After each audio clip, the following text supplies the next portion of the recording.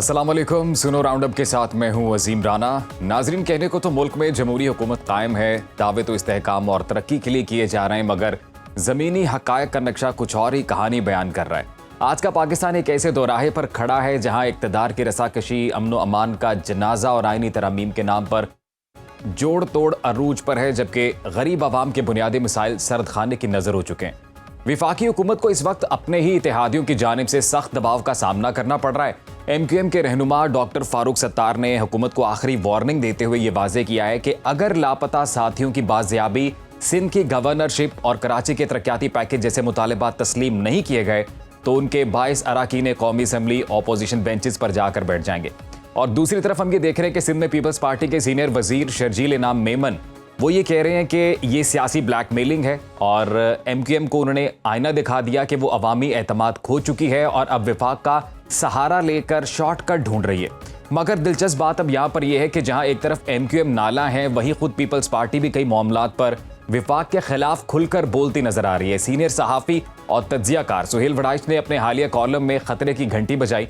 उन्होंने ये लिखा है कि जी अंदरूनी कोहराम मचा हुआ है और पसे पर्दा मामलात और पूरा निज़ाम अब एक नए रुख पर शिफ्ट होता नजर आ रहा है, लेकिन हुकूमत की तवज्जो सियासी बका पर है, अवामी तहफ़्फ़ुज़ पर बिल्कुल नहीं है। लाहौर के इलाके डिफेंस में हमने देखा किस तरह से कि 2 गैर मुल्की ख़वातीन के मुबैना अगवा और फिर इज्तिमाई ज़्यादती के जो होलनाक वाक़या हुआ, उसने मरीम नवाज़ की ख़वातीन रेड लाइन है वाला जो नारा है उनके दावों का पोल खोल दिया है। अगरचे पंजाब पुलिस और DIG ऑपरेशंस फैसल कामरान ये दावा करते नजर आए हैं कि उन्होंने बड़ी मुस्तादी दिखाते हुए मुल्जिमान को गिरफ्तार किया और फॉरेंसिक रिपोर्ट में 3 मुल्जिमान का DNA भी मैच कर गया है, लेकिन विफाकी वजीर राना सनाउल्लाह कहते हैं कि जी ये एक नॉन इशू है, इसे ऐसे ही उछाला जा रहा है और इसहाक डार को निशाना बनाया जा रहा है। हुकूमत की बेहिसी को जाहिर ये किया जा रहा है और दूसरी तरफ वजीर कानून आजम नज़ीर तारड़ 28वीं आईनी तरमीम की तैयारियों और जजेस की परफॉर्मेंस जांचने के दावे कर रहे हैं, जबकि वकला बरादरी के अपने तहफ़्फ़ुज़ात इस सारे मामले को लेकर। तो हुकूमत की नाअहली का सबसे बड़ा सबूत सिविल सर्विसेज की अकेडमी की एक हालिया पॉलिसी रिपोर्ट से भी वाज़ेह होता है कि किस तरह मई 2024 में ढोल धमाके के साथ कौमी तालीमी एमरजेंसी का ऐलान किया गया था, मगर हमने ये देखा कि 2 साल गुजरने के बाद भी 2.5 करोड़ से ज़ायद बच्चे स्कूलों से ताहाल बाहर हैं।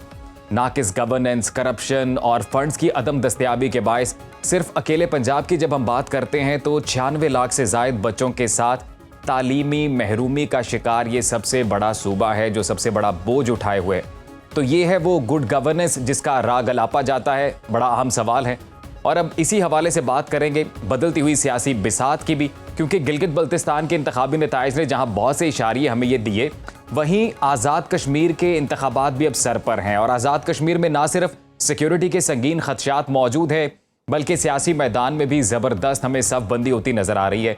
वहाँ के इलेक्शन में आज़ाद उम्मीदवार और सियासी धड़े तेज़ी से इस्तेहकाम पाकिस्तान पार्टी का रुख कर रहे हैं, जो इस बात की जानिब एक वाज़ेह दलील है कि सियासी पत्ते किसी और ही अंदाज में हिलाए जा रहे हैं और मुस्तकबिल का नक्शा तब्दील किया जा रहा है।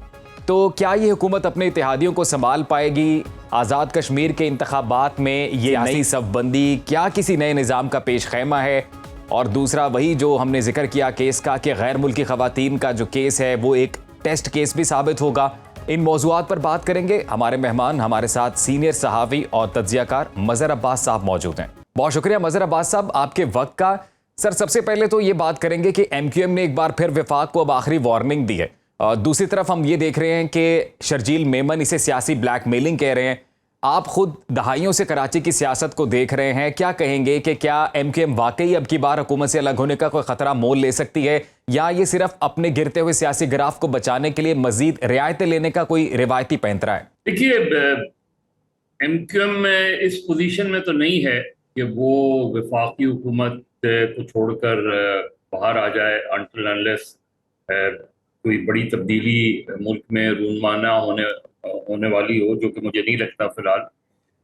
तो इसलिए MQM जाहिर है वो चाहती है कि उन्होंने जो बिल कोई 1 साल पहले या इससे पहले उन्होंने दिया था, जिसमें वो जो है अमेंडमेंट चाहते थे बल्दियाती इदारों की खुद मुख्तारी के हवाले से और दीगर जो इश्यूज हैं उनके हवाले से। और ये बात अभी कुछ दिन पहले डॉक्टर फारूक सत्तार ने भी की थी कि प्राइम मिनिस्टर ने इस पर कमेटी बना दी है, लेकिन कमेटी की बाकायदा नोटिफिकेशन अभी तक गालबन नहीं हुआ है। सही। तो ये एक तरीके से जाहिर है एमक्यूएम पर इस वक्त एमक्यूएम की जो पोजीशन है उसके हवाले से एमक्यूएम के अंदर भी ये दबाव बढ़ रहा है, और फिर एमक्यूएम क्या का जो मामलात हैं वो भी एक तरफ मुस्तफ़ा कमाल का जो फैक्शन है, अनीस कायम खानी मुस्तफ़ा कमाल फैक्शन जो है वो भी अपने तौर पे उन्होंने भी ऐलान किया कि जी वो जो है एहतजाजी तहरीक शुरू करेंगे। हम्म, दूसरी तरफ खालिद मकबूल, फारूक सत्तार। तो मुझे लगता ये है कि एमक्यूएम का इंटरनल इशू जो है वो ज़्यादा डोमिनेट कर रहा है, और मुस्तफ़ा कमाल और जो है खालिद मकबूल सिद्दीकी बज़ाहिर एक पेज पर नज़र नहीं आते। सही। लेकिन इस हवाले से अगर एमक्यूएम का वक्त जो है एमक्यूएम पार्लियामेंट के अंदर किस तरह एहतजाज करती है ये देखना पड़ेगा। लेकिन एमक्यूएम के पास ना वो स्ट्रेंथ है इस वक्त, और ना वो गालबन कैपेसिटी है कि वो ये अफोर्ड कर सकें कि गवर्नमेंट से बाहर निकल आए। अगर करते हैं तो फिर जाहिर है एक नई सूरत हाल हमें का सामना करना पड़ेगा। हम्म, लेकिन हो सकता है मैं गलत हूँ, लेकिन मुझे फ़िलहाल ऐसा कोई नज़र ऐसी कोई इत्तला नहीं है कि एमक्यूएम ने बिल्कुल बाहर निकलने का फ़ैसला कर लिया। तो बज़ाहिर यही लगता है कि वो प्राइम मिनिस्टर पे या मुस्लिम लीग नून पर ये प्रेशर ज़रूर डाल रहे हैं और बढ़ा रहे हैं कि जी सही। हम आपके साथ हैं जिस तरीके से भी, लेकिन इन रिटर्न हमें कुछ नहीं मिल रहा।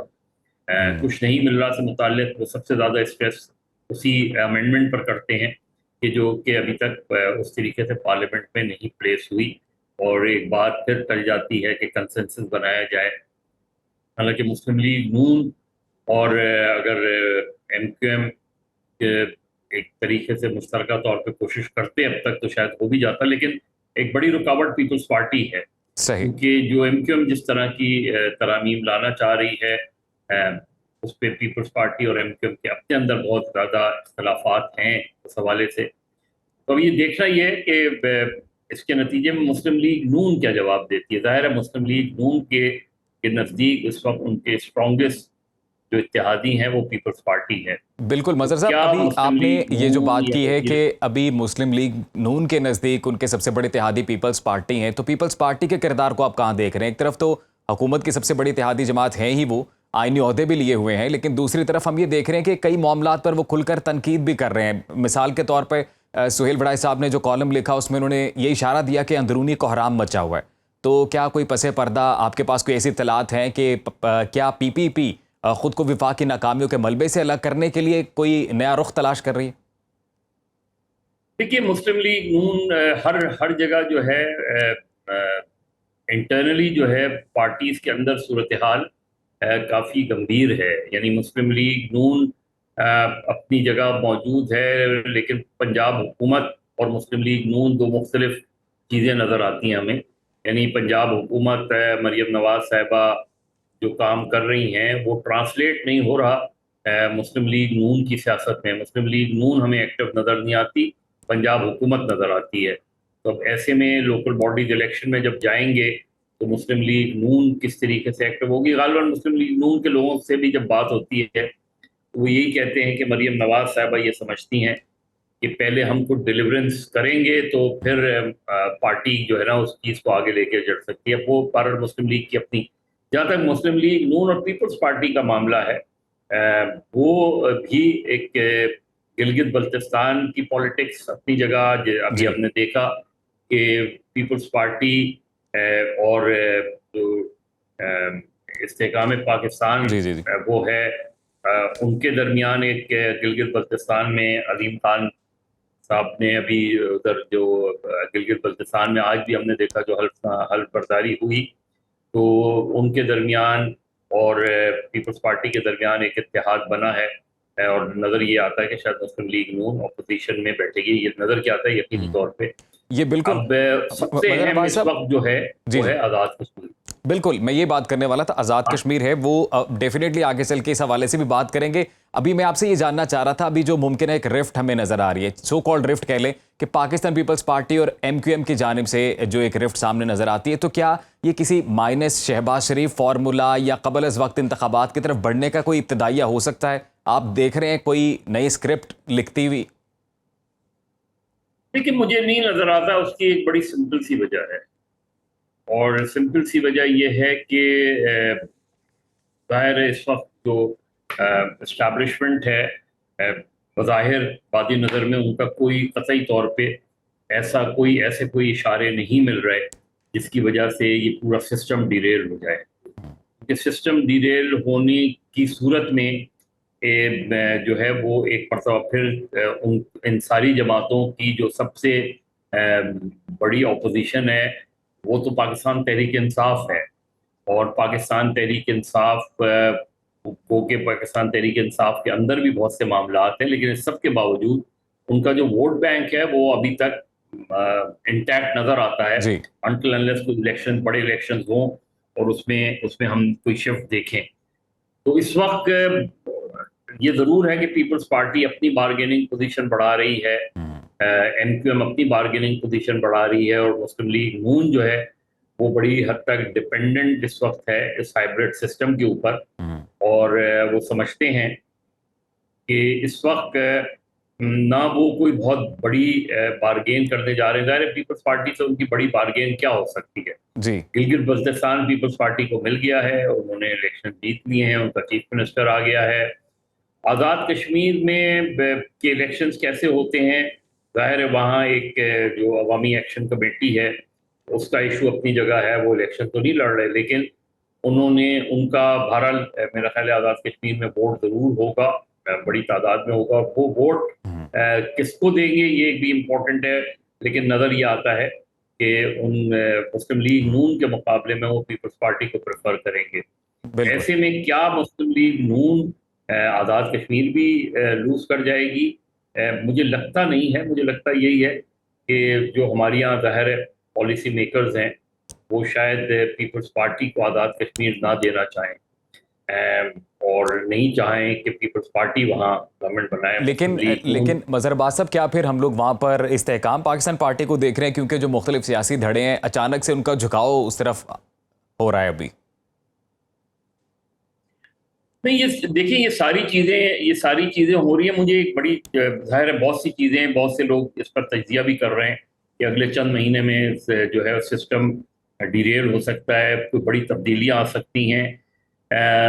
लेकिन जो इशारे होते हैं तब्दीलियों के, उसमें कोई बहुत बड़ी ऐसा ब्रेक या ऐसा क्रैक नज़र नहीं आ रहा कि पीपल्स पार्टी ये फैसला करने जा रही हो कि वो मुस्लिम लीग नून से अलग हो रहे हैं या मुस्लिम लीग नून की हिमायत से अलग हो रहे हैं। वो नए इंतखाबात की तरफ पीपल्स पार्टी या मिड टर्म इलेक्शंस की तरफ पीपल्स पार्टी, मुझे नहीं लगता कि पीपल्स पार्टी इंटरेस्टेड होगी, इसलिए कि सिंध में उनकी कंफर्टेबल पोजीशन है, वो क्यों चाहेंगे। और पंजाब में उनकी बिल्कुल पोजीशन नहीं है, खैबर पख्तूनख्वा में उनकी बिल्कुल पोजीशन नहीं है, तो वो क्यों चाहेंगे। इन हाउस तब्दीली की सूरत में मुस्लिम लीग नून क्यों चाहेगी कि पीपल्स पार्टी का कोई प्राइम मिनिस्टर आ जाए या कोई वो है। तो और सबसे अहम बात ये जो मैं समझता हूँ मेरे नुक्ता नज़र से, तब्दीली इसलिए भी नहीं आएगी कि इस वक्त पाकिस्तान की जो इंटरनेशनल पोजीशन है, जो इस वक्त ग्लोबल पोजीशन है, जो पाकिस्तान का एक इमेज उभर कर सामने आया है, ऐसे में all of a sudden Pakistan में इंटरनल तब्दीली आ जाए और पूरा सिस्टम ही इधर से उधर हो जाए, वो ऐसी कोई सूरत मुझको नहीं नजर आ रही। पाकिस्तान में कोई भी चीजें रातों रात, वो आपकी बात बिल्कुल ठीक है मज़हर अब्बास साहब, लेकिन वो इत्तलात तो इस तरह की आ रही है ना कि जैसे फैसल वावडा साहब के जिस तरह के बयानात सामने आते हैं, क्योंकि उन्हें भी बड़ा करीबी समझा जाता है। आप देखें प्लीज, ये फैसल वावडा के बयान, फैसल वावडा, इससे माजी में हम शेख रशीद को भी तो देखते आए हैं। सही। उससे पहले हम चले जाएं तो और भी इस तरह के जो लोग हैं, जो इंडिविजुअल कैरेक्टर्स हैं, चाहे वो किसी से कितने ही अपने आप को दावा करें कि वो कनेक्टेड हैं, लेकिन मैं तो उसको ग्राउंड सामने वाली सिचुएशन को देखता हूं कि कोई तब्दीली क्यों लाएगा।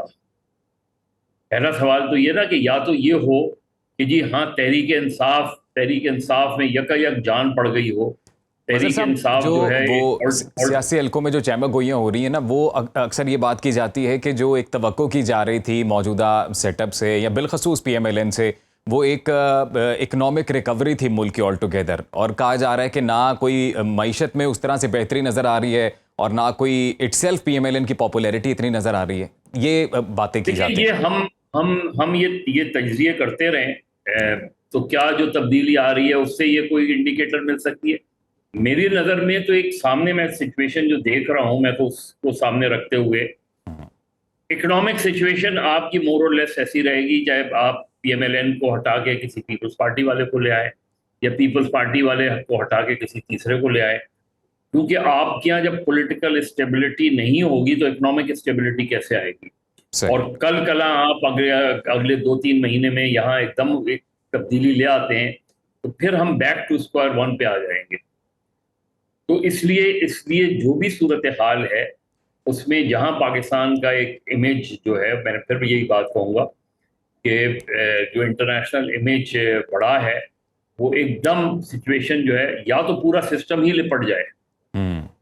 और जो है वो सब असेंबली भी और नए इंतखाबात भी नहीं, और एक कोई कोई long term national government type की कोई चीज़ आ जाए। मुझे तो ये सारी चीज़ें ये मजहर समहाउ दी साहब, अदर इन आपकी हालात आप में ये एग्जीक्यूटिव मुमकिनात लोग में हैं, हो सकता है? आपको लग रहा है कोई कौमी हुकूमत बनती देख रहे हैं मुझे आप? नहीं लगता। मैं फिर आपसे कह रहा हूँ कि सही। मुझे फौरी तौर पे कोई तब्दीली आती नज़र नहीं आ रही। फौरी तौर पर कोई तब्दीली नज़र नहीं आ रही। एक और बड़ा मामला मज़हर अब्बास साहब, अभी जैसे पंजाब में ये चल रही है सूरत हाल, वो ख़वातीन के अगवा से मुतल्लिक ख़बरें थी। इस मामले को रज़ा डार और फिर इसहाक डार साहब से जोड़ा जा रहा है। तो पंजाब हुकूमत तो मुल्ज़िमान की गिरफ्तारी को अब अपनी कामयाबी बता रही है। दूसरी जानिब राना सनाउल्लाह साहब ये कहते हैं कि ये एक नॉन इशू है। तो आपको क्या लगता है कि इस मामले को लेकर जब तक तहकीकात मुकम्मल ना हो जाएं, क्या इसहाक डार साहब को जो इस्तीफ़ा है वो देना चाहिए? जो उनसे मुतालबा ये किया जा रहा है, क्या वो कोई दुरुस्त मुतालबा है? देखिए, मसला ये है कि जब नवाज शरीफ साहब ने पनामा पेपर्स पे, जाहिर है पनामा पेपर्स में उनका नाम नहीं था लेकिन उनके बेटे का नाम था। लेकिन अगर उस स्टेज पे, आज मैं, उस वक्त भी मैं ये बात करता था कि उस स्टेज पे जो एक मॉरल रिस्पॉन्सिबिलिटी होती है वो अपनी जगह होती है, और वो जाहिर है एक इंडिविजुअल का फैसला होता है। जाहिर है इसहाक डार साहब का नाम आ रहा है, मैं इस मामले पे नहीं बोलता, लेकिन ये इसहाक डार साहब का फैसला है। और अ, वो इखलाकी जिम्मेदारी ये समझते, हालांकि उनका कहीं भी दूर दूर तक इस हवाले से उनका किसी भी तरीके से हम नहीं, ना कहना चाहिए ना, ये मैं बात, अगेन मैं फिर यही बात करता हूँ कि मैं लोगों के पर्सनल मामलात में कम बोलता हूँ, कब शादो नादिर ही।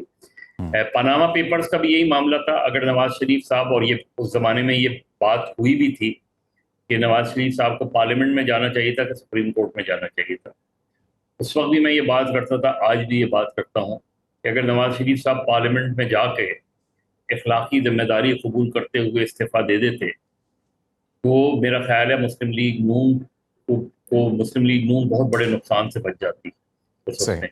क्योंकि एक मॉरल रिस्पॉन्सिबिलिटी थी, दुनिया में इसी तरीके से चीज़ें होती हैं। लेकिन वो सुप्रीम कोर्ट गए तो सुप्रीम कोर्ट बजाय इसके कि एपेलेट कोर्ट बनती, सुप्रीम कोर्ट ट्रायल कोर्ट बन गई।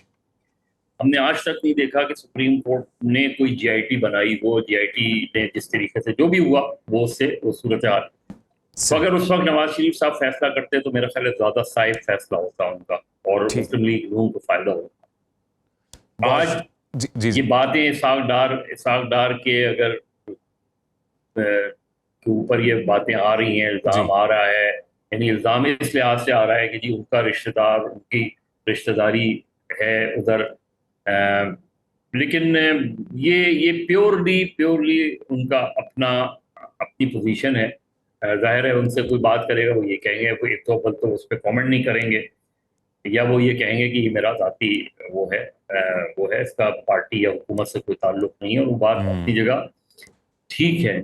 लेकिन अगर उस वक्त तक, जब तक ये इंक्वायरी कंप्लीट नहीं हो जाती, जी। अगर इसहाक डार साहब कुछ अरसे के लिए हट भी जाएं, तो इसहाक डार साहब को नुकसान नहीं होगा, मेरे नुक्ता नज़र से नुकसान नहीं होगा, शायद ठीक है। उनको सियासी और अखलाकी तौर पे फ़ायदा ही हो इस चीज़ का जब तक कि आप कह अगर रहे वो हैं कि एक इस सारे केस की रिस्पॉन्सिबिलिटी इंक्वायरी फील नहीं हो फील जाती, हुए। इसहाक डार साहब अगर खुद को अलग कर लेते हैं या अपने जो ओहदे है उससे थोड़ी देर के लिए इस्तीफा देते हैं, तब भी उन्हें कोई सियासी नुकसान नहीं होगा। बहुत शुक्रिया आपके मौक़िफ़ का मज़हर अब्बास साहब, आपने वक्त दिया जी। यहाँ पर अभी ब्रेक लेते हैं, ब्रेक के बाद वापस आएंगे, कहीं मत जाइए। वेलकम बैक नाजरीन। आलमी ताकतों के तकब्बुर और उनके मरवजा अंदाजों को जब ज़मीनी हक़ाइक़ बदल कर देखें तो सिफारतकारी के नए बाब जन्म लेते नजर आते हैं। अमरीकी सदर डोनाल्ड ट्रंप का अमरीकी की न्यूज़ वेबसाइट एक्सियोस के नुमाइंदे के सामने ये एतराफ़ कि वो ईरानी सुप्रीम लीडर आयतुल्लाह अली ख़ामनाई की आखिरी रसूमात में अवाम का ठाठे मारता समंदर और उनका अपने कायद के लिए जो शदीद जज्बाती लगाव सामने आया वो देखकर हैरान रह गए। मगरिब की इसी सतही सोच का अक्कास है कि जो ये समझती थी कि ईरानी अवाम अपने निज़ाम से मुतनफ़िर हैं। सदर ट्रंप ने यह दावा भी किया कि वो चाहते तो इस अजीम इज्तिमा को निशाना बना सकते थे, लेकिन उन्होंने ऐसा इसीलिए नहीं किया क्योंकि वो मुज़ाकरात का रास्ता मुकम्मल बंद नहीं करना चाहते थे। और यही वजह है कि इस वक्त ईरान और अमरीका ने बाहमी इत्तफाक से मुज़ाकरात में एक आर्जी वक्फा करने का फैसला किया है, जिसे दुनिया इस्लामाबाद मफाहमत के नाम से देख रही है। तुर्की के सदर रजब तैयब एर्दोगान ने इस पेशरफ्त को आलमी अमन के लिए एक बड़ी कामयाबी करार देते हुए जहां इसका खैर मकदम किया है, वहीं इसराइल को वाज़े पैगाम भी दिया है कि वो खिते को दोबारा जंग की आग में धकेलने की कोशिशों से बाज रहें। अब इस सिफारती जंगबंदी और आर्जी ठहराव के बावजूद तेहरान और तेल अवीव के पत्ते अब भी जारहाना अंदाज में हिल रहे हैं। ईरान के साबिक नायब सदर और सुप्रीम लीडर के मुशीर मोहम्मद मुखबर ने दो टोक अल्फाज में यह वाज़े किया है कि सुप्रीम लीडर के कातिल इस जमीन पर जिंदा सलामत नहीं रहेंगे और ईरानी निज़ाम और अवाम इसका भरपूर इंतकाम लेंगे। सरकारी मीडिया से गुफ्तगू में मोहम्मद मुखबर ने यह भी कहा है कि हमारे शहीद इमाम के कातिल तबई मौत नहीं मरेंगे, लोग इसका इंतकाम लेंगे, निज़ाम इसका इंतकाम लेगा। उधर दूसरी तरफ हमने देखा कि जंगबंदी के दावों के परखच्चे उड़ाते हुए इसराइली फौज के सरबराह ने मकबूजा जनूबी लेबनान में खड़े होकर अपने फौजियों को अलर्ट रहने का हुक्म दिया है। उनका कहना है कि अगर हिजबुल्लाह की जानिब से मुआहिदे की मामूली सी भी खिलाफ वर्जी हुई तो इसराइल इंतहाई तेज रफ्तार और फैसला कुन जमीनी कार्रवाई करेगा। इसराइल का दावा है कि वो हिजबुल्लाह की दहाइयों पुरानी ज़ेरे ज़मीन सुरंगों पर कंट्रोल हासिल कर चुका है और अब लेबनानी फौज को आगे बढ़कर इस इलाके को क्लियर करना होगा। मशरिक़ वुस्ता के इस हंगामे से दूर जनूबी एशिया की सियासत भी शदीद सिक्योरिटी अलर्ट की जद में है, जहां भारतीय वज़ीर आज़म नरेंद्र मोदी को उनके ऑस्ट्रेलिया के दौरे के दौरान मेलबर्न में 9 जुलाई को होने वाली एक तकरीब में जान से मारने की धमकी दी गई है। अबू मुस्तफ़ा नामी फेसबुक सारिफ की इस पोस्ट के बाद ऑस्ट्रेलिया में सिक्योरिटी इदारों को हाई अलर्ट किया गया है, लेकिन भारत का असल बहरान सिक्योरिटी की इन बैरूनी धमकियों से ज्यादा इसका अपना अंदरूनी खल्फशार है। चंद दिन कबल एक आला सिक्योरिटी ओहदेदार ने सीनियर सहाफ़ी को ब्रीफिंग देते हुए भारतीय रियासत की इसी अंदरूनी फॉल्ट लाइन को बेनकाब किया। सिक्योरिटी ओहदेदार के मुताबिक भारतीय मीडिया पर 24 घंटे पाकिस्तान का राग सिर्फ इसलिए लापा जाता है ताकि भारतीय अवाम की तवज्जो वहां के संगीन अंदरूनी मसाइल और अक़लियतों के साथ होने वाले बदतरीन सलूक से हटाई जा सके। अब हकीकत यह है कि हिंदुत्वा की पॉलिसियों ने भारत को एक नाकाम रियासत के धाने पर ला खड़ा किया है, जहां बंगाल के इंतखाबात में 70 लाख से ज्यादा मुसलमानों को वोट के हक से महरूम किया गया और अब उत्तर प्रदेश में 3 करोड़ से ज्यादा मुसलमान वोटर्स के नाम खारिज करने की मुनज़्ज़म कोशिश की जा रही है। 20 करोड़ मुसलमानों को सियासी अमल से बाहर धकेलने वाली ये नाम नेहाद जमहूरियत अपनी पार्लियामेंट में अखंड भारत का वो नक्शा लाकर बैठी है जिसमें खित्ते के 8 ममालिक को अपनी जागीर दिखाया गया है। ये बिल्कुल वही सोच है जो हमें इसराइल के ग्रेटर इसराइल के नक्शे में नजर आती है। ट्रंप के सख्त बयानात और तेहरान का जारहाना जवाब क्या सिर्फ ज़बानी जंग तक महदूद रहेगा या अस्करी जंग के खतरात अभी बाकी हैं, ये एक बड़ा सवाल है। भारत की जानिब से पाकिस्तान मुसलसल बढ़ती प्रोपेगेंडा बयानी की कार्रवाइयां क्या कोई नया एडवेंचर साबित होंगी? इन्हीं मौज़ूआत पर बात करने के लिए हमारे साथ मौजूद हैं इस सेगमेंट में दिफाई तज्जियाकार air marshal retired Saeed Khan साहब। Air marshal retired Saeed Khan साहब, बहुत शुक्रिया आपके वक्त का। सर, ये कहिएगा कि डोनाल्ड ट्रंप का ये इतराफ़ कि वो खामनाई के जनाजे में अवामी समंदर देखकर हैरान हुए, तो क्या ये साबित नहीं करता कि अमरीकी CIA और पेंटागन का ईरान के जो अंदरूनी समाजी ढांचे और निज़ाम की जड़ों से मुतल्लिक एक इंटेलिजेंस असेसमेंट है, ये मुकम्मल तौर पर नाकाम हो चुकी, क्योंकि ईरान पर तो हमला ही इस बुनियाद पर किया गया था कि लोग बेजार हैं और रजीम चेंज की जाए? बिस्मिल्लाहिर्रहमानिर्रहीम। पहले तो आपका शुक्रिया कि आपने अपने प्रोग्राम में आज इनवाइट किया। देखिए, मैं नहीं समझता कि ये कोई फेलियर है, बल्कि मैं ये समझता हूं कि प्रेसिडेंट ट्रंप को अपनी जो इंटेलिजेंस एडमिनिस्ट्रेशन है उसको टेकअप करना चाहिए और उनसे पूछना चाहिए कि अगर उनको ये खबर दी गई थी कि ईरान के अंदर बहुत ज्यादा अनरेस्ट है, लोग तैयार हैं उनकी हेल्प के लिए और चाहते हैं कि अगर अमेरिका आए तो वो इस रजीम को टॉपल कर देंगे, तो he must question them now. लेकिन मेरे ख्याल में जो है ना, ये इजरायली इन्फ्लुएंस है अमेरिकन सोसाइटी के अंदर। और अब ये जो एपेक जो उनकी एक इजराइल अमेरिकन कमेटी है, जो बेसिकली फंड्स को हैंडल करती है अमेरिका जी। के अंदर, मेरे ख्याल में उन्होंने हर जगह अपने बंदों को की पोजीशंस के ऊपर बिठाया हुआ है। और अगर प्रेसिडेंट ट्रंप को ये गलत खबरें मिली हैं, जो कि उनकी पोस्ट से लगता है कि उनको अंदाजा ही नहीं था कि आयतुल्लाह अली खamenei इतने पॉपुलर लीडर हैं, तो इसका मतलब है कि he must question his intelligence outfits कि जी कि मुझे ये खबर क्यों नहीं दी गई कि मैंने नेतन्याहू की बातों के ऊपर यकीन कर लिया और मैंने अमेरिका को एक ऐसी जंग में डाल दिया जो पिछले 3.5 महीने से सवाए सुबकी लाने के अमेरिका के लिए कुछ नहीं ला रही।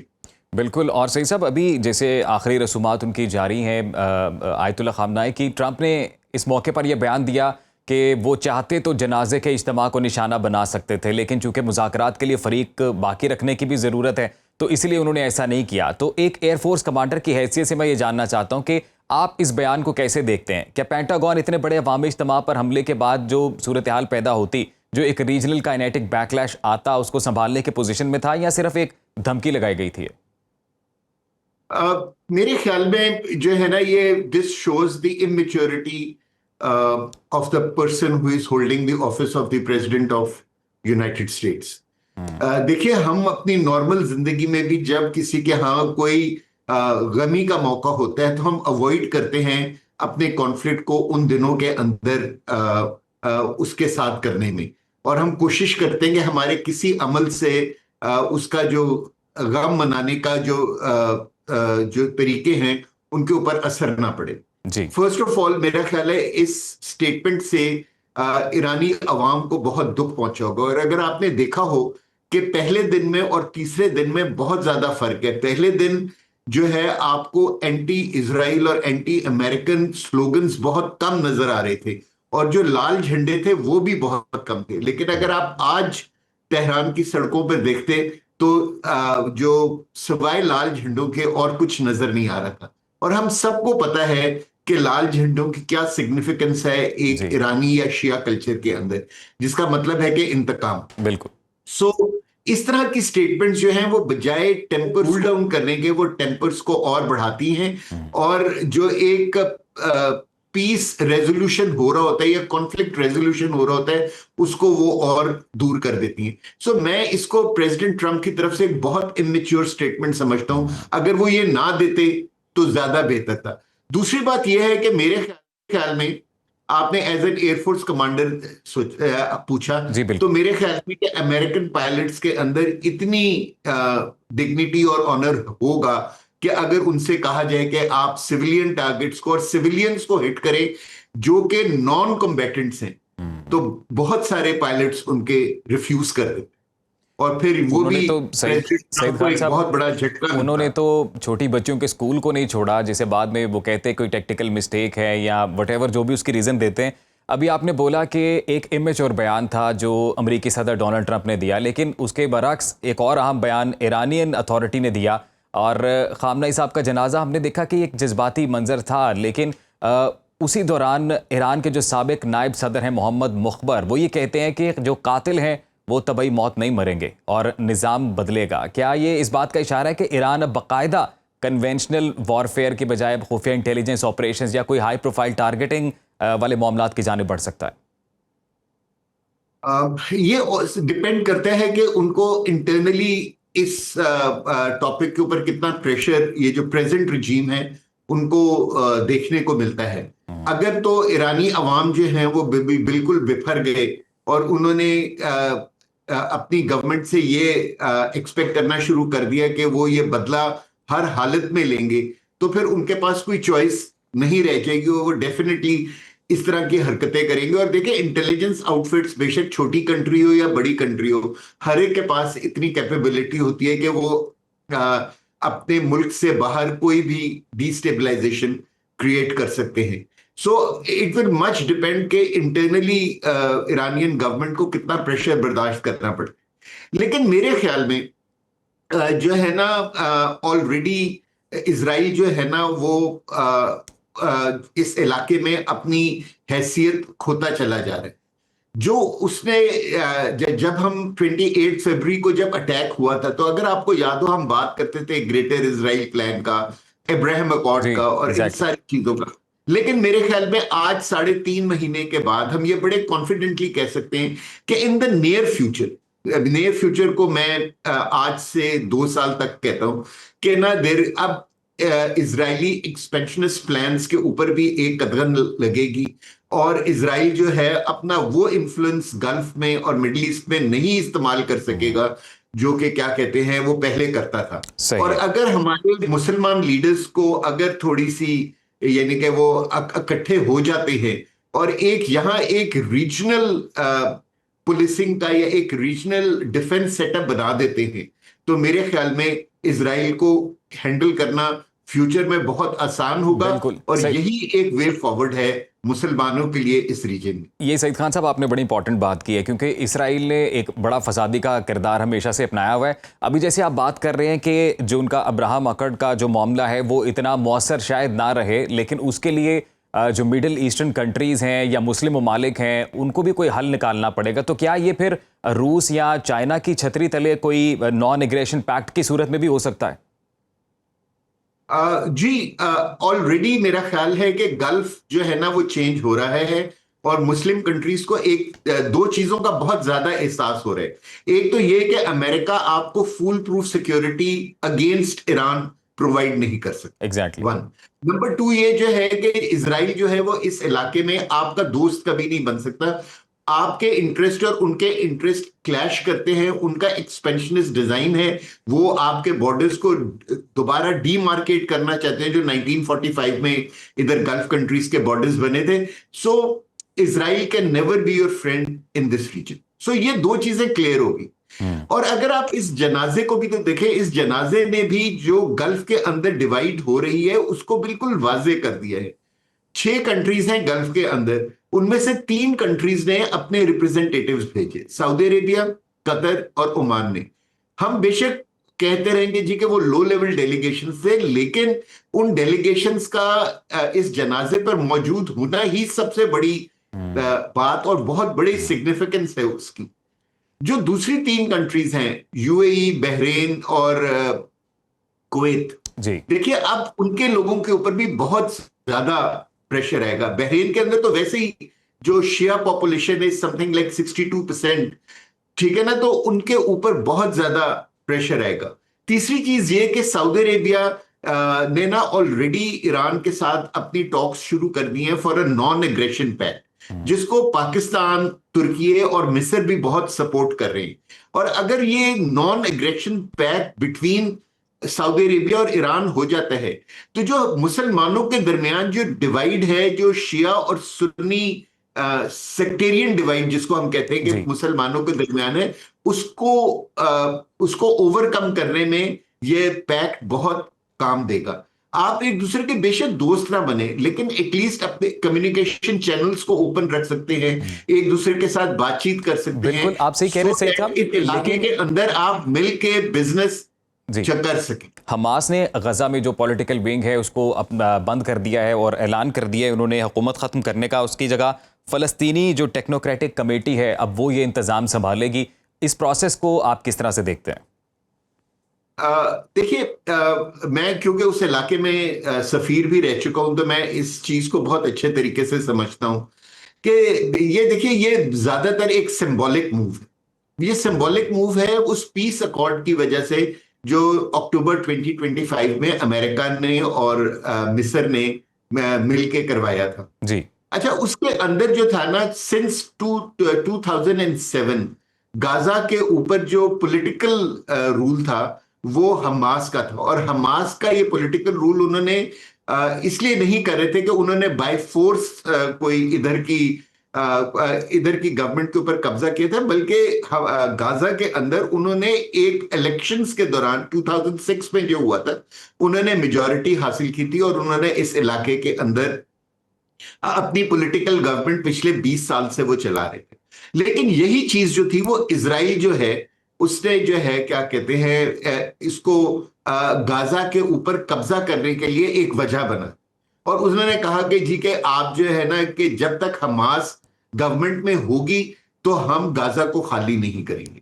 ठीक है। अब वो जो है क्या कहते हैं, पीस अकॉर्ड के तहत एक एनसीएजी बनी थी कि national commission for the administration of Gaza. जी एग्जैक्टली। अब इन्होंने उसको जो है ना वो हैंड ओवर कर दिया है चार्ज। जी ठीक है ना, जो गवर्नमेंट ऑफिशियल्स हैं किसी भी लेवल के हों, वो गवर्नमेंट ऑफिशियल्स अपनी जगह काम करेंगे, और जो टेक्नोक्रेट है, एक अली शाबात जी एक है, बिल्कुल, फलस्तीनी जो है बिल्कुल। पैलेस्टीनियन टेक्नोक्रेट है, वो टेक ओवर कर लेंगे। बेसिकली ये एक्शन इसलिए लिया गया है ताकि कल इसराइल ये ना कह सके कि गाजा के अंदर हमास जो है वो रूल कर रही है। बिल्कुल सही So, साहब, माजरत के साथ practically दामने वक्त में गुंजाइश नहीं है। मैं चाहूंगा कि जल्दी से क्विकली अगर आप इस सवाल को इसका जवाब दे दें, क्योंकि मैं ज़रूर जानना चाहूंगा आपसे कि अब इस सूरत हाल किस जानिब बढ़ेगी, क्योंकि इसराइल खुद ये कह रहा है कि उन्हें भरोसा नहीं है हमास पे। वो कह रहे हैं कि ये एक सियासी मूव उन्होंने खेला है, एक वक्त लिया है ताकि वो दोबारा से अपनी पावर्स को रीस्टोर कर सकें। लेकिन दूसरी जानिब अब इसी कमेटी की गारंटी अमरीकी सदर ने दी हुई है, क्योंकि उन्हीं के थ्रू एक प्रोसेस के जरिए ये वजूद में आई है, और फिर जो बाकी सालिस ममालिक हैं। देखिए, हम सब जानते हैं कि इसराइल जो है ना उसका एक्सपेंशनिस्ट प्लान है। आप पिछले 3-4 साल में देखें, उन्होंने सीरिया से जमीन ली, उन्होंने गाजा के अंदर जमीन ली, उन्होंने पैलेस्टीन के अंदर जमीन ली, और अब वो लेबनान में भी कोई 25% लेबनान के ऊपर कब्जा कर चुके हैं। सो इसराइल के प्लान्स बहुत डिफरेंट है। अब ये अमेरिका का टेस्ट है। अगर इसराइल के ऊपर इन्फ्लुएंस उनको लेबनान से निकाल सकते हैं और गाजा से निकाल सकते हैं, और एक इंडिपेंडेंट एडमिनिस्ट्रेटिव कमेटी को उधर गवर्न करने की इजाजत देते हैं, तो फिर तो पूरी दुनिया को पता होगा कि जी के जो पीस अकॉर्ड है उसके अंदर रहने में पैलेस्टीनियंस का कोई फायदा है। लेकिन अगर इसराइल उधर मौजूद रहता है, तो आपको मैं अभी से बता देता हूं कि हमास जो है वो कभी डिसआर्म नहीं करेगा। बिल्कुल, अगर इसराइल वहां मौजूद रहता हमास है। वाले सिर्फ उस वक्त डिसआर्म करेंगे जब इसराइल गाजा को छोड़ने का इरादा करे। हमास तब डिसआर्म होगा जब इसराइल गाजा को छोड़ने का ऐलान करेगा। जी बिल्कुल, बहुत शुक्रिया। मौजूद थे air marshal retired Saeed Khan sahab, उन्होंने अपना कीमती वक्त दिया। जी अभी यहाँ पर ब्रेक लेते हैं, ब्रेक के बाद वापस आएंगे, आप कहीं मत जाइए। तो नाज़रीन, बलोचिस्तान में भी इस वक्त एक सिचुएशन है, बिलखसूस हम अगर दहशतगर्दी के वाक़यात का जिक्र करें, इस सारी सूरत हाल से मुतल्लिक हम लोग बात करते हैं। हमारे साथ मुआविन ख़ुसूसी वज़ारत दाखिला बलोचिस्तान जनाब बाबर यूसुफजई साहब मौजूद हैं। बाबर यूसुफजई साहब, बहुत शुक्रिया आपके वक्त का। सर ये कहिएगा कि बलूचिस्तान में जो हालिया दहशतगर्दी के वाक़यात भी आ रहे हैं, ये रिपोर्ट हो रहे हैं, इनके पीछे आपको क्या लगता है कि कौन से अनासर हैं जो जिम्मेदार हैं? बिस्मिल्लाहिर्रहमानिर्रहीम, आपका बहुत शुक्रिया। देखें जी, पूरे पाकिस्तान को ये समझने की कोशिश है कि बलूचिस्तान में हालिया जो दहशतगर्दी की लहर है, इसमें कौन से अवामिल कार फरमा हैं। मार्का हक में शिकस्त के बाद जो है भारत की जो प्रॉक्सीज हैं, भारत के जो पेड एजेंट हैं, फितनतुल हिंदुस्तान हैं, फितनतुल खवारिज हैं, वो बलूचिस्तान के हालात खराब कर रहे हैं। बलूचिस्तान के हालात फितनतुल हिंदुस्तान और फितनतुल खवारिज क्यों खराब कर रहे हैं? आपको पता है बलूचिस्तान रकबे के लिहाज से पाकिस्तान का सबसे बड़ा सूबा है। ऑलमोस्ट 44% ऑफ लैंड का जो एरिया है वो बलूचिस्तान का है, और दुश्मन को पता है कि बलूचिस्तान का जो मुस्तकबिल है वो रोशन है। बलूचिस्तान पाकिस्तान के मुस्तकबिल में अहम किरदार अदा कर सकता है। बलूचिस्तान में गवादर सी पैक है, बलूचिस्तान में रेकोडिक है, बलूचिस्तान में सेंदक है, बलूचिस्तान में जो मदनी ज़खायर हैं, जो अल्लाह पाक ने जो एक मदनी दौलत से बलूचिस्तान को माला माल किया है, ये बलूचिस्तान की तरक्की में अहम किरदार अदा कर सकते हैं। इसलिए अब जो दुश्मन अनासिर हैं, मुल्क दुश्मन कुव्वतें हैं, हॉस्टाइल कंट्री एजेंसीज हैं, वो ये कोशिश कर रही हैं कि बलूचिस्तान के अमन को खराब किया जाए। वेरी अनफॉर्चुनेट, बलूचिस्तान के साथ 2 मुल्कों के बॉर्डर्स भी लगते हैं, एक ईरान बॉर्डर और एक अफगानिस्तान बॉर्डर। अफगानिस्तान बॉर्डर से बलूचिस्तान में इन्वॉल्वमेंट बहुत ज्यादा है। भारत की जो प्रॉक्सीज हैं वो इजीली बलूचिस्तान में एंटर हो जाती हैं और यहाँ पर आकर सॉफ्ट टारगेट्स को, मासूम लोगों को निशाना बनाकर बलूचिस्तान के अमन को नुकसान पहुंचाती हैं। अच्छा बाबर यूसुफजई साहब, एक लंबे अरसे से हम लोग अखबारात के ज़रिए, डिजिटल मीडिया के ज़रिए, टेलीविज़न के ज़रिए देखते आ रहे हैं कि बलूचिस्तान में अमन व अमान की सूरत हाल है। आपको क्या लगता है with the passage of time ये सूरत हाल बेहतर हुई है, मजमूई तौर पर बेहतरी की जानिब हालात जा रहे हैं? और अगर बेहतरी की जानिब जा रहे हैं तो हुकूमत फिर अवाम को ये यकीन कैसे दिलाएगी कि जो शाहराहें हैं बलूचिस्तान की, जो दूर दराज के इलाके हैं, वो महफूज हैं?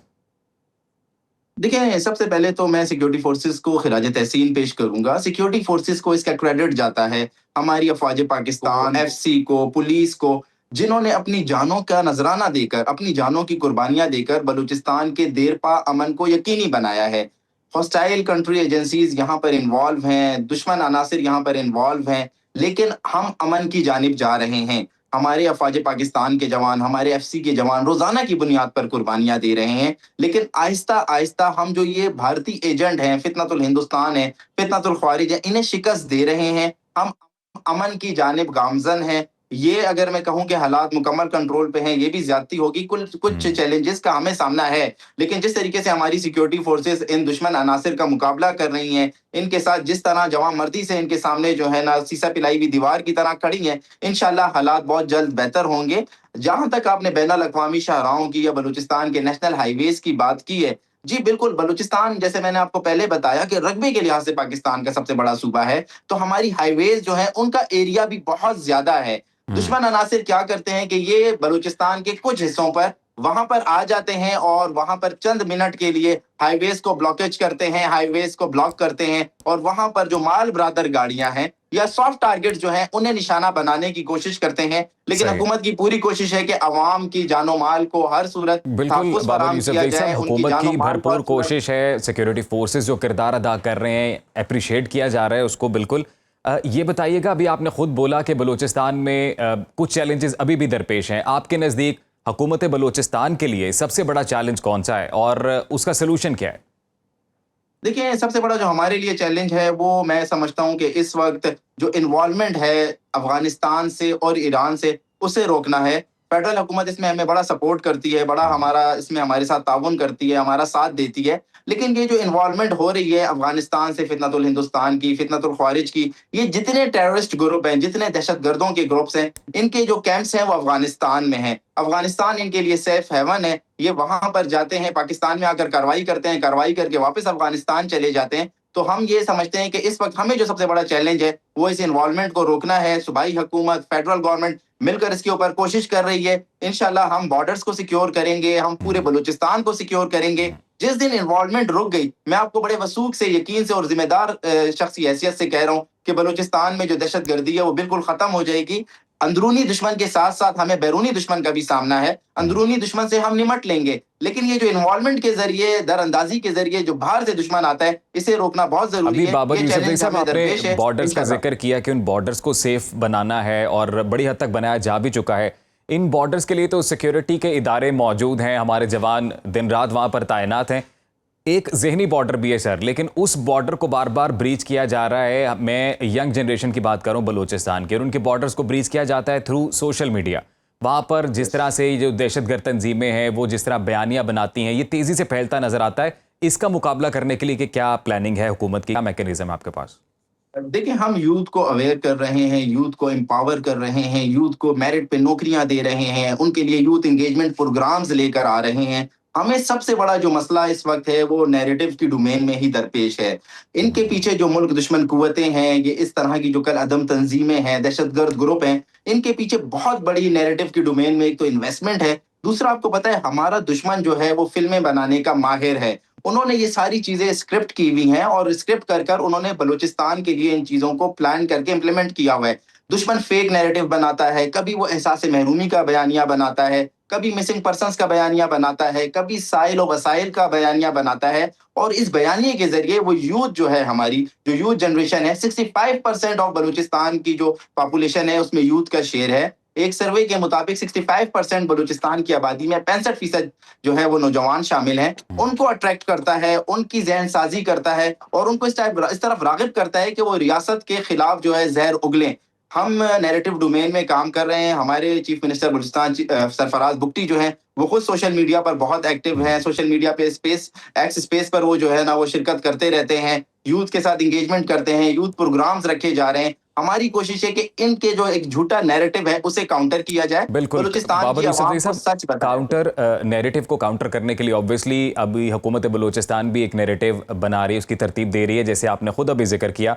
इंफ्रास्ट्रक्चर की जब हम बात करते हैं बलूचिस्तान के, आपको क्या लगता है कि क्यों प्रॉपर कोई इंफ्रास्ट्रक्चर वहाँ पर मौजूद नहीं है? बड़ा टैलेंट है बलूचिस्तान के बच्चों में। मैं पर्सनली जानता हूँ कई बलूचों को यहाँ पंजाब में कोटा दिया जाता है, बेहतरीन तालीम हासिल करते हैं, इवन इतने इंटेलिजेंट हैं कि फिर स्कॉलरशिप के लिए इंटरनेशनल हार्वर्ड जैसी यूनिवर्सिटियों में पढ़ते हैं।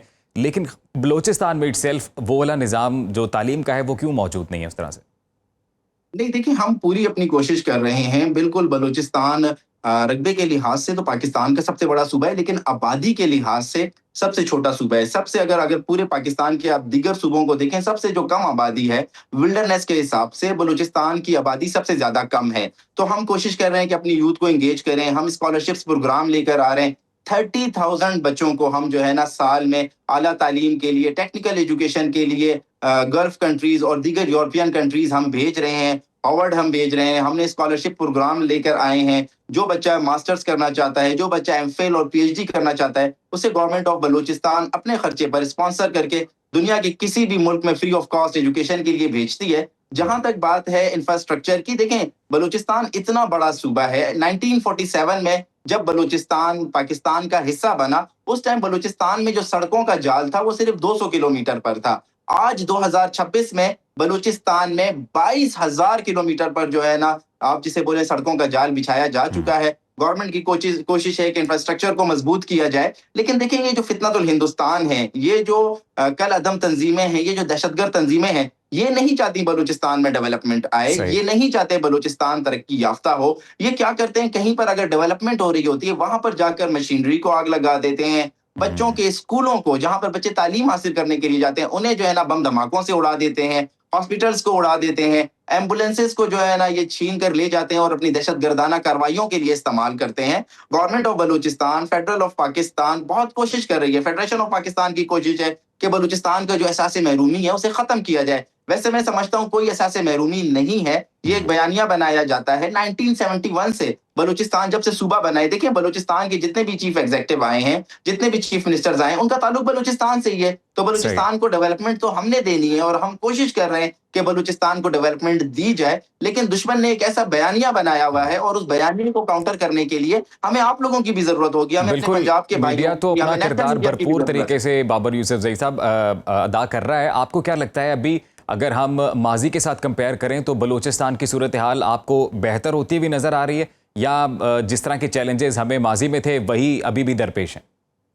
नहीं, मैं समझता हूँ कि बलूचिस्तान में जो माजी में चैलेंजेस दरपेश थे, वो चैलेंजेस दरपेश नहीं है। बलूचिस्तान पाकिस्तान का फ्यूचर है। बलूचिस्तान पाकिस्तान की बैकबोन है। बलूचिस्तान में बहुत ज्यादा डेवलपमेंट हो रही है। बलूचिस्तान में बहुत ज्यादा यूथ एम्पावरमेंट पे, वुमेन एम्पावरमेंट पे काम हो रहा है। आया कि फितनतुल हिंदुस्तान और फितनतुल ख्वारिज कोई ऐसा इंसिडेंट करते हैं जिसको जो है ना, आपको पता है कि हमारी हॉस्टाइल कंट्री एजेंसीज जो हैं वो उसे बढ़ा चढ़ाकर इंटरनेशनल मीडिया में पेश करते हैं। लेकिन चैलेंजेस से ज्यादा जो है हम परफॉर्म कर रहे हैं। सूबाई हुकूमत परफॉर्म कर रही है, हमारे रियासती अदारे परफॉर्म कर रहे हैं, और सिक्योरिटी फोर्सेस को मैं सबसे ज्यादा क्रेडिट दूंगा जिस तरीके से वो बलूचिस्तान के साथ हिम्मत से खड़े हुए हैं, जज्बे से खड़े हैं, जवाबमर्दी से खड़े हैं, दुश्मन की साजिशों को नाकाम बना रहे हैं। इस पर सिक्योरिटी फोर्सेस खिराज तहसीन के मुस्तहिक हैं। ये भी बताइएगा, लेकिन अब जी अभी फितनातुल हिंदुस्तान की आप बात कर रहे हैं, फितनातुल हिंदुस्तान या जितनी भी ये दहशतगर्द तंजीमें ऑपरेट कर रही हैं, आपके ख्याल में ये सब बियॉन्ड द बॉर्डर्स ही इनका अमल दखल है, बॉर्डर क्रॉस करते हैं इलीगली, वहाँ से ये सारी दहशतगर्दी पाकिस्तान में लाई जा रही है, या आपको लगता है कि विद इन बलूचिस्तान कुछ फॉल्ट लाइंस हैं जिन्हें एक्सप्लॉइट कर लिया जाता है? देखें, बलूचिस्तान में जो इनके कैंप्स थे, बलूचिस्तान में जो इनके लिए सेफ हेवन्स थे, उन्हें तो हमारी सिक्योरिटी फोर्सेस ने बिल्कुल खत्म कर दिया है।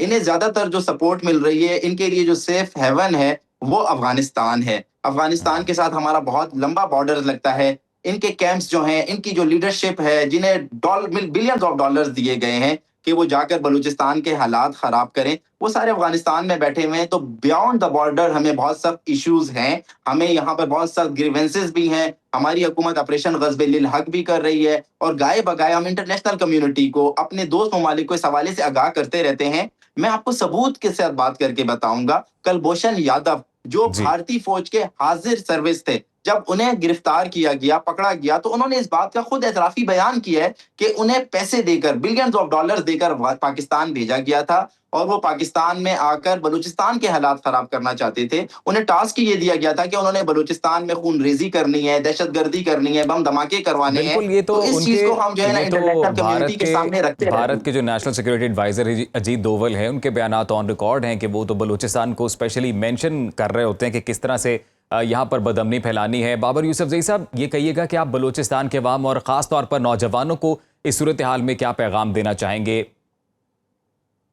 देखिए, मैं बलूचिस्तान के नौजवानों से हमेशा एक बात करता हूं कि आपका मुस्तकबिल रोशन है, आपका मुस्तकबिल ताबनाक है। आपने किसी के एजेंडे में नहीं आना है, आपने किसी के प्रोपेगेंडे में नहीं आना है। लोग आपको वरगलाने के लिए, बहकाने के लिए मुख्तलिफ किस्म के नारे लगाएंगे, मुख्तलिफ किस्म का बयानिया बनाएंगे। आपने किसी के बयानिए में नहीं आना है। आपका मुस्तकबिल पाकिस्तान के साथ है और पाकिस्तान के साथ आपका मुस्तकबिल रोशन है। ये साइल व वसाइल भी आपके हैं, ये हकूक भी आपके हैं, ये गवादर भी आपका है और आपका मुस्तकबिल बहुत रोशन है। आपने किसी के बहकावे में नहीं आना, बरगलाने में नहीं आना, मज़बत सरगर्मियों में हिस्सा लेना है और पाकिस्तान की तरक्की में अपना किरदार अदा करना है। बहुत शुक्रिया बाबर यूसुफजई साहब, और बलूचिस्तान की जो मजमूई सूरत हाल है उससे मुतल्लिक वो अपना मौक़िफ़ दे रहे थे। आज के इस प्रोग्राम से इतना ही, मुझे इजाज़त दीजिए जी। कल दोबारा आपकी खिदमत में हाजिर होंगे। अल्लाह हाफ़िज़।